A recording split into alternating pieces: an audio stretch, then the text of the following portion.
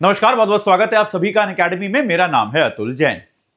अगर आप भारत में बिहार की राजनीति को थोड़ा भी फॉलो करते हैं या फिर आप बिहार से हैं, तो आज का दिन जो है वो एक ऐसा परिवर्तन आपके लिए लेकर आया है जिसकी कल्पना शायद बहुत लोगों ने करी थी, लेकिन वो दिन अभी इस तरह से आएगा ये हम में से किसी ने सोचा नहीं था। आप अगर पिछले 20 साल के बिहार की राजनीति की चर्चा करें और उसमें एक व्यक्ति नीतीश कुमार का नाम ना आए, यह संभव नहीं है। बिहार की राजनीति पिछले 20 साल से पूरी तरह से नीतीश कुमार के इर्द गिर्द घूमती रही है। पिछले इनफैक्ट 20 साल से ज्यादा से बिहार की राजनीति नीतीश कुमार के इर्द गिर्द घूमी है। पिछले 20 साल से वो बिहार राज्य के एक तरह से सूत्रधार रहे हैं। बिहार राज्य का शासन उनके हाथों में रहा है।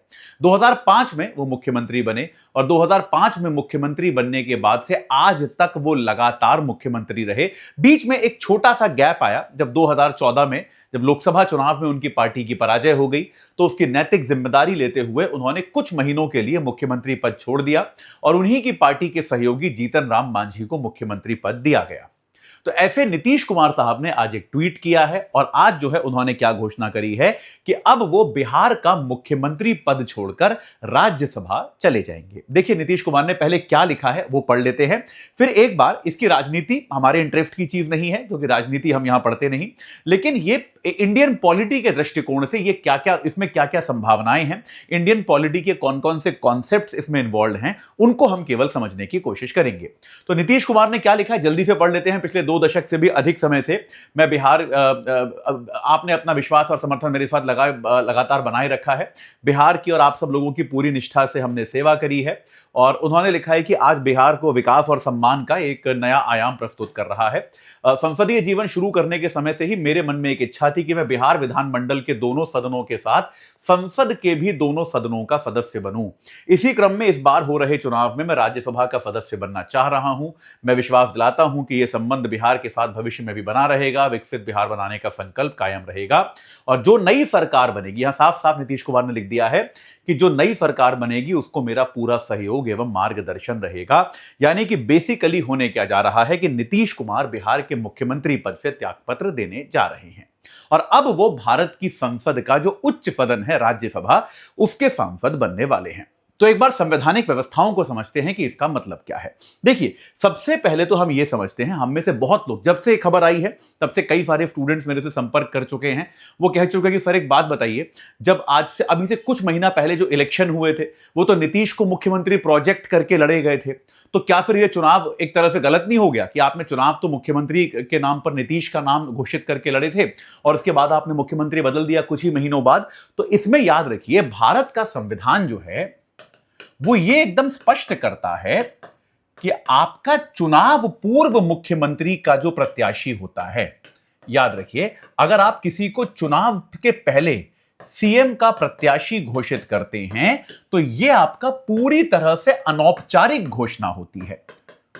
यानी कि संविधान में ऐसी कोई व्यवस्था नहीं है कि पार्टियां या गठबंधन इलेक्शन के पहले बताएंगे कि जीतने के बाद हम इसको मुख्यमंत्री बनाएंगे। आमतौर पे पार्टियां ऐसा इसलिए करती हैं ताकि राज्य के लोगों को एक तरह से पता हो कि उनका नेता कौन होने वाला है। इसके अलावा और कोई ऐसी बाध्यता नहीं है कि जिस व्यक्ति को आपने मुख्यमंत्री पद का प्रत्याशी बनाकर चुनाव लड़ा उसी को आप मुख्यमंत्री बनाएं, ऐसी कोई संवैधानिक बाध्यता नहीं है। भारत के अंदर जो चुनाव भी होते हैं वो वास्तव में मुख्यमंत्री के चुनाव नहीं होते। तो चुनाव हुए हैं वो विधायक के चुनाव हुए हैं। बिहार के सभी विधानसभा क्षेत्रों ने अपना अपना विधायक चुना है। उन विधायकों ने साथ मिलकर अपना नेता नीतीश कुमार जी को चुना था, जिसके कारण नीतीश कुमार बिहार राज्य के मुख्यमंत्री बने। अब क्या होगा, जैसे आपने देखा इस बार बिहार का जो इलेक्शन हुआ था, बिहार के इलेक्शन में जो एनडीए था उसको 202 सीटें आई थी। जो एनडीए गठबंधन था उसको 202 सीटें आई थी, जिनमें से भारतीय जनता पार्टी के पास 89 सीटें थी। जनता दल यूनाइटेड जो कि नीतीश कुमार जी की पार्टी है उसके पास 85 सीटें थी। तो बाकी अन्य सीटें कुछ और पार्टियों के पास थी। लेकिन अब क्या होगा, जो एनडीए के आपका विधायक दल है, एनडीए के सारे विधायक एक बार दोबारा साथ में बैठेंगे, वो एक बार दोबारा चर्चा करेंगे, दोबारा मंत्रणा करेंगे और अपना एक नया नेता निर्वाचित करेंगे। ये कहा जा रहा है कि ये नेता इस बार शायद भारतीय जनता पार्टी से होगा क्योंकि वो ज्यादा बड़ी पार्टी है अपेक्षाकृत जेडीयू के, लेकिन वो एक अलग राजनीतिक मुद्दा है, उससे हमें कोई फर्क नहीं पड़ता। लेकिन पॉइंट ये है कि विधायक दल साथ बैठेगा, वो अपना नया नेता चुनेगा और ये नया नेता जो कि विधायक दल का नेता होगा वही अगले मुख्यमंत्री पद की शपथ लेगा। तो नया मुख्यमंत्री जो है वो इस प्रकार से निर्वाचित होगा। नीतीश कुमार जी राज्यसभा का नामांकन दाखिल करेंगे। राज्यसभा में 1/3 सीटों पर हर 2-2 वर्षों बाद मतदान होता है, आप जानते हैं चुनाव होता है। तो राज्यसभा में क्या होता है, जो आपके राज्य की विधानसभा के सदस्य हैं, जो आपके राज्य की विधानसभा के सदस्य हैं, वो लोग वोट डालकर राज्यसभा के सदस्यों को चुनते हैं। ये लोग वोट डालकर क्या करते हैं, राज्यसभा सदस्य चुनते हैं। तो चूंकि बिहार की विधानसभा में इस समय क्या है, एनडीए के पास एक बहुत बड़ा बहुमत है, न सिर्फ एक सामान्य बहुमत है बल्कि प्रचंड बहुमत है। तो ऐसे में यहां पे बिहार में राज्यसभा की जितनी भी सीटें हैं उनमें से ज्यादातर एनडीए को मिलना तय है। तो ऐसे में नीतीश कुमार का राज्यसभा का निर्वाचन में जीतना एकदम सुनिश्चित है।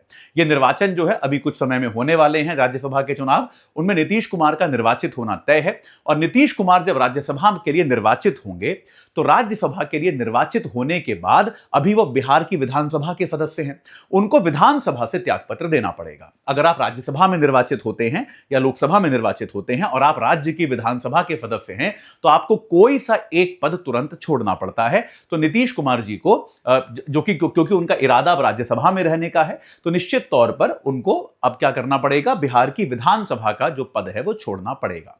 यह कहा जा रहा है कि विधानसभा का पद छोड़ते ही आमतौर पे एक संसदीय दल का नया नेता चुन लिया जाएगा जो मुख्यमंत्री बनाया जा सकता है। लेकिन यह बात याद रखिएगा, विधानसभा में इस्तीफा देने के बाद नीतीश कुमार अगर चाहें तो अगले 6 महीने तक अपने पद पे बने रह सकते हैं। यह बात भी याद रखिएगा, क्योंकि अगर मान लीजिए जब ये राज्यसभा का सदस्य चुने गए तो मान लीजिए नीतीश जो हैं वो राज्यसभा में निर्वाचित हुए और इसके साथ ही उन्होंने विधानसभा का पद छोड़ दिया, तो इसके बाद वो विधायक नहीं रह गए।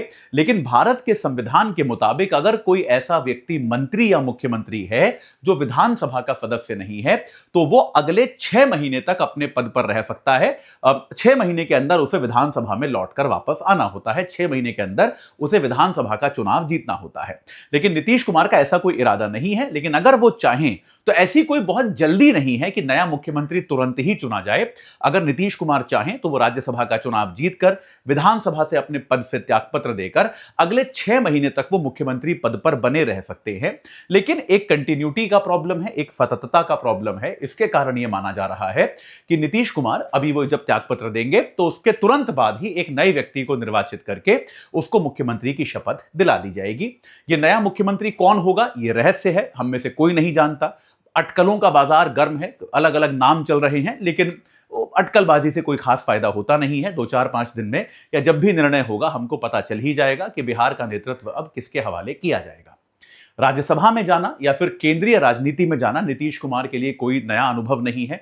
वो अटल बिहारी वाजपेयी साहब की सरकार में रेल मंत्री रह चुके हैं, वो भूतल परिवहन मंत्री रह चुके हैं, भारत के कृषि मंत्री रह चुके हैं, बहुत सारे अलग अलग मंत्रालय उन्होंने केंद्र में संभाले हैं, वो लोकसभा के सदस्य रह चुके हैं, राज्यसभा में अब वो निर्वाचित होकर जाएंगे। तो ऐसा माना जा रहा है कि नीतीश कुमार जो है या तो केंद्र की राजनीति में ज्यादा सक्रिय हो जाएंगे, हो सकता है उन्हें केंद्रीय मंत्रिमंडल में भी शामिल किया जाए। हालांकि इसके बारे में अभी कुछ कहा नहीं गया है, लेकिन इसकी संभावना है कि उनको केंद्र में मंत्रिमंडल में शामिल किया जाए। या फिर जैसा कि पिछले काफी समय से उनके स्वास्थ्य को लेकर अटकलें लगाई जा रही थी, जो कि हमें एक दूसरे इंपॉर्टेंट मुद्दे पर लाता है कि भाई नीतीश कुमार का स्वास्थ्य जो है वो किस तरह का है, क्या वो पूरी तरह से स्वस्थ है, क्या वो कोई सार्वजनिक बड़ी जिम्मेदारी उठाने की स्थिति में है या नहीं है। ये चर्चाएं काफी समय से हो रही थी। कई जगहों पर सार्वजनिक अवसरों पर उनका जो आचरण था वो उनकी मानसिक दशा को एकदम पूरी तरह से स्वस्थ ना होने की तरफ इशारा करता था। तो ऐसे में शायद उनको केवल राज्यसभा का सदस्य ही बनाया जाए और उन्हें कोई इंपॉर्टेंट पद ना दिया जाए, इस बात की भी संभावना है। यानी कि एक तरह से नीतीश कुमार के लिए यह एक रिटायरमेंट का मार्ग भी हो सकता है। यहां पर दूसरा सवाल यह उठता है जो कि नीतीश कुमार के स्वास्थ्य को देखकर पिछले कुछ समय से उठा कि क्या भारत में इस प्रकार का कोई नियम बनना चाहिए कि जो भी लोग बड़े इंपॉर्टेंट पदों पर हैं, चाहे वो प्रधानमंत्री हो, चाहे वो बड़े कैबिनेट मंत्री हो, चाहे वो राज्यों के मुख्यमंत्री हो, उनके स्वास्थ्य की, खास तौर पे उनके, कि वो अपने काम को करने लायक स्वास्थ्य में हैं या नहीं है, इसकी जांच करके उसको सार्वजनिक किया जाना चाहिए, ताकि जनता को एक सक्षम प्रशासन मिले। ये एक सवाल बार बार उठाया गया। यह सवाल केवल भारत में नहीं उठा, जो बाइडेन के कार्यकाल में यह सवाल अमेरिका में भी उठा था कि अगर राष्ट्रपति के स्वास्थ्य पर सवालिया निशान उठाए जा रहे हैं, अगर ऐसी संभावना है कि राष्ट्रपति पूरी तरह से स्वस्थ नहीं है और वो अपने काम को ठीक से नहीं कर पा रहा है, तो क्या जनता को अधिकार नहीं है कि भाई उस राष्ट्रपति को हटाया जाए और उसकी जगह किसी और को बनाया जाए? पिछले कुछ समय से इस तरह की ही बातें, इस तरह की ही मांगे नीतीश कुमार के लिए भी उठने लगी थी, लेकिन अब इन सभी अटकलों का कोई पॉइंट नहीं है, क्योंकि नीतीश कुमार ने एक तरह से, पूरी तरह से स्पष्ट तौर पर यह घोषणा कर दी है कि नीतीश कुमार अब बिहार के मुख्यमंत्री पद को छोड़ देंगे, नई सरकार को अपना पूरा समर्थन देंगे और वो राज्यसभा चले जाएंगे।